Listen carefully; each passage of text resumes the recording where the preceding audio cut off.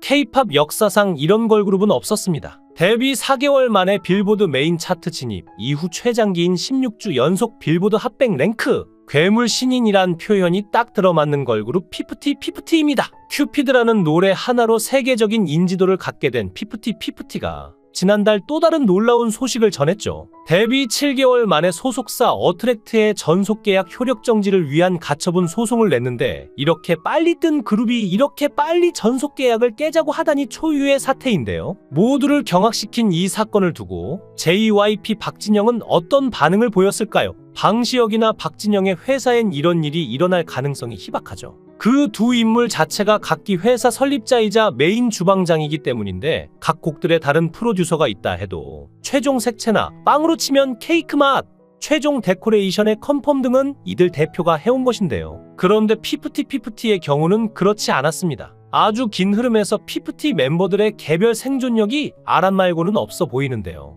정확히는 쭉정이 2명과 시오 아란의 팀으로 봐야 합니다. 그렇다고 시오 아란이 독자적인 생존 능력으로 엔터 업계에서 살아남을 수 있을까 하면 그것도 아니죠. 그들보다 더 매력있고 실력도 있는 걸그룹 멤버들도 결국 시간의 세례를 이기지 못하고 다 평범한 일반인으로 돌아갔습니다. 한때 연예계를 씹어 먹던 사람 중에 지금까지 스타성을 갖춘 사람은 이효리 말고 생각나는 인물이 없으니 말이죠. 이때 누구보다도 중소기획사의 상황을 잘 아는 박진영 또한 이 사태에 목소리를 냈습니다. 대한민국의 가수 프로듀서 기업인 JYP 엔터테인먼트의 설립자 겸 대표 프로듀서 박진영은 현역에서 활동하는 올라운더인데요. 1990년대에는 가수였고 2012년부터 2014년까지 음원 저작권 수입 1위를 기록한 작곡가이기도 하고, LP 카세트 테이프 CD, 다운로드 앤 스트리밍까지 음원 시장의 변화를 전부 겪어본 가수이기도 하죠. 그는 소속 가수들과 가족처럼 지내기로 유명한데, 수직 관계보다는 수평적인 관계를 중요시합니다. 일례로 트와이스 다현과는 카톡에선 반말로 대화를 한다고 하는데, 메시지로 일식 고기 베이징 덕 이태리 음식 중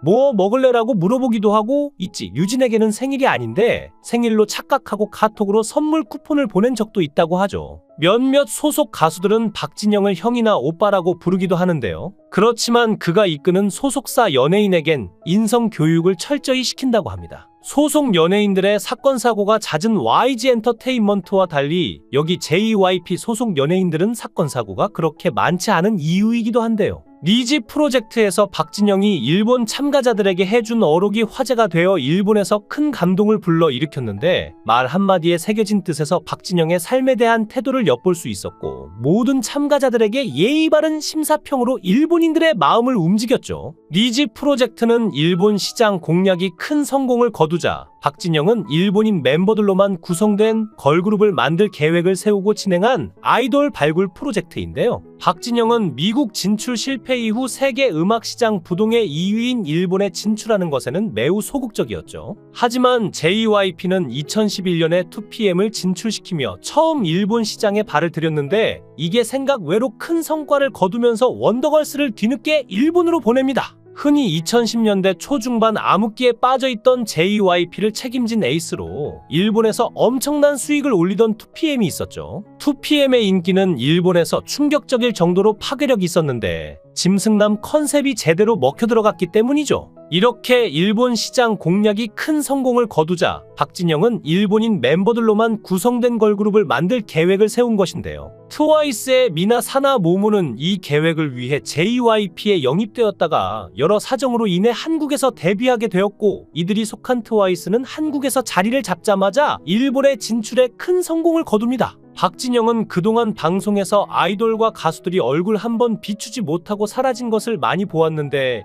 지금 주어진 기회가 얼마나 소중한지 깨달아야 한다고 말하면서 자신의 경험을 들려주었는데요. 실패와 상처를 극복하면서 인간관계에서 자신의 철학을 정립하지 않았다면 가수로서 성공할 수 없었을 것이라며 신인들에게 조언을 아끼지 않았죠. 박진영은 소속사와 가수는 신뢰를 기본으로 가야 한다고 말했습니다. 계약과 조건이 있을 수 있지만 그것을 뛰어넘을 수 있는 관계가 형성되어야 비로소 성공이 보여질 것이라고 강조했는데요. 연세대 재학생이었던 그는 가수가 되기 위해 이 소속사 저 소속사 다니며 자신이 작곡한 노래를 들려줬지만 번번이 독특한 체형과 마스크 때문에 거절을 당했다고 합니다. 당시엔 김원준 같은 귀공자 마스크가 아니면 연예계 데뷔가 쉽지 않았죠. 오디션을 보러 다니던 회사 중 한 곳이 바로 SM 엔터테인먼트였는데 계속 오디션에서 떨어지는 걸 보다 못한 클론의 구준엽이 박진영을 직접 이수만과 만나서 오디션을 보게 해줬지만 결국 떨어지고 말았는데요. 이때 일화가 유명한데 이수만이 퇴짜를 놓으면서도 박진영의 실력 자체는 인정했는지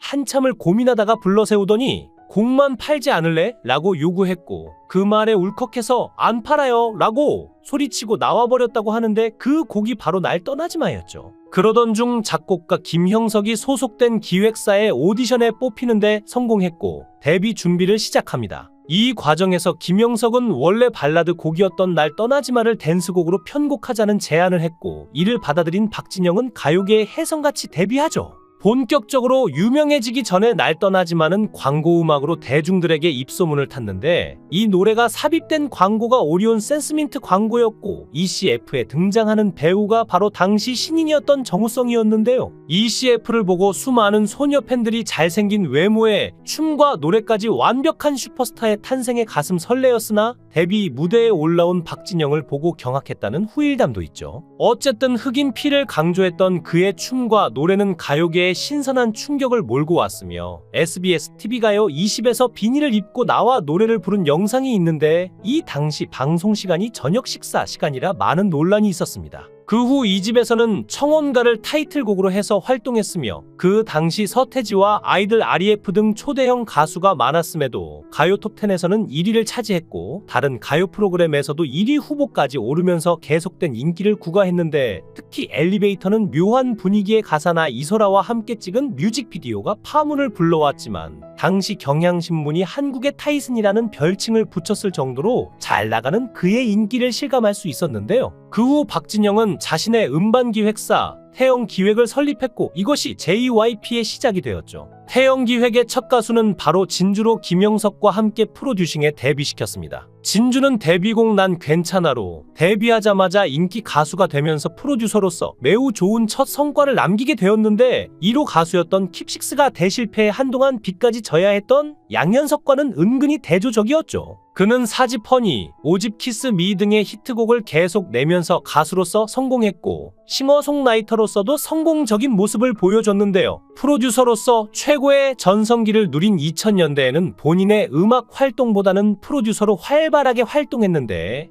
god가 국민 그룹이라고 불릴 만큼 폭발적인 인기를 얻기 시작했고 박지훈이 그의 프로듀싱을 받으며 성인식으로 큰 인기를 얻기 시작했죠. 다만 본격적으로 미국병에 걸리기 시작한 것도 이즈음인데 미국 진출의 시작은 2003년으로 직전 해 가수 3팀을 데뷔시키고 1, 2까지 만족스러운 성적을 거두자 더 이상 국내에서는 이룰 게 없다고 생각해 미국 시장을 노린 것이라고 합니다. 미국에서도 프로듀서로서 활동을 시도하며 여러 아티스트들과 작업을 하기도 하고 JYP의 미국 지부를 설립해서 소속 연습생들의 미국 데뷔를 추진하기도 했지만 성과는 좋지 않았던 편인데요. 특히 국내에서 인기가 최절정기에 다다른 원더걸스를 미국으로 데려가 활동하게 하는 바람에 국내 활동이 올스탑되고 멤버가 교체되는 내홍까지 겪게 된 것은 원더걸스 팬덤을 넘어 모든 사람들에게 지탄받는 부분이죠. 좋게 보자면 훗날 JYP 출신 아티스트들의 해외 활동의 밑거름이 된 시행착오로 볼 수도 있겠지만 어찌됐든 최고의 시점에 국내 활동 기회를 놓치고 내리막길을 타버린 원더걸스의 팬들에게는 아쉬움이 남을 수밖에 없습니다. 그 후 박진영은 일본 진출을 위한 니지 프로젝트를 기획하면서 이 프로그램에서 한 발언들이 일본 사람들에게 큰 감명을 줬는데요. 실력이 부족한 건 괜찮지만 태도가 좋지 않다는 평가는 듣지 않았으면 좋겠습니다. 아무리 춤을 잘 추고 노래를 잘해도 가치관을 공유하지 못하면 JYP와 하나가 될 수 없어요.